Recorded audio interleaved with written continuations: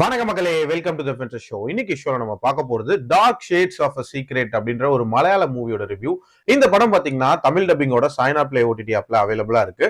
இந்த படம் ஒரு மர்டர் மிஸ்டரி த்ரில்லர், அதாவது ஒரு காட்டு பகுதியில நடக்கக்கூடிய ஒரு மர்ம கொலை, அந்த கொலைக்கான காரணம், அது எப்படி நடந்தது அப்படின்றத சொல்லக்கூடிய ஒரு படம். இந்த படத்தோட ஸ்டார்டிங்லேயே வந்து பாத்தீங்கன்னா ஒரு குரூப் ஆஃப் ஃப்ரெண்ட்ஸை காட்டுறாங்க. அதுல ஒரு கப்பலும் இருக்காங்க. அவங்களோட காமன் ஃப்ரெண்டோட ஒரு ஊருக்கு வந்து போறாங்க. அந்த ஊர் ஒரு மாதிரி வனப்பகுதி அப்படின்னே சொல்லலாம். அதை சுத்தி நிறைய காடுகள் இருக்கு. சோ ஒரு காட்டுல வந்து இவங்க வந்து ட்ரக்கிங் மாதிரி போறாங்க. அண்ட் அங்க நல்லா ஜாலியா சரக்கு அடிச்சுட்டு அங்க நைட் ஸ்டேவும் பண்றாங்க. சோ அங்க ஒரு எதிர்பாராத சம்பவம் நடக்குது. அந்த குரூப்பை சேர்ந்த ஒருத்தரை வந்து கொலை பண்றாங்க.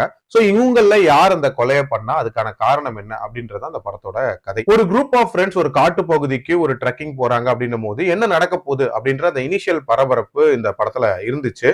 அதே மாதிரி அந்த குரூப்ல இருக்கக்கூடிய அந்த பொண்ணோட கேரக்டர் அப்படின்றது ஒரு வித்தியாசமான ஷேட்ல இருக்கிற மாதிரி கடைசி வரைக்கும் மெயின்டைன் பண்ணிருப்பாங்க. ஆல்சோ இந்த படத்தோட அந்த ஆக்சுவல் காரணம் எதுக்காக இது நடந்துச்சு அப்படின்றதும் ஒரு வித்தியாசமான ரீசனா இருந்துச்சு. மத்தபடி அந்த லொகேஷன்ஸ் அப்படின்றது ஓரளவுக்கு ரொம்ப நேச்சுரலா இருந்துச்சு அப்படின்னே சொல்லலாம்.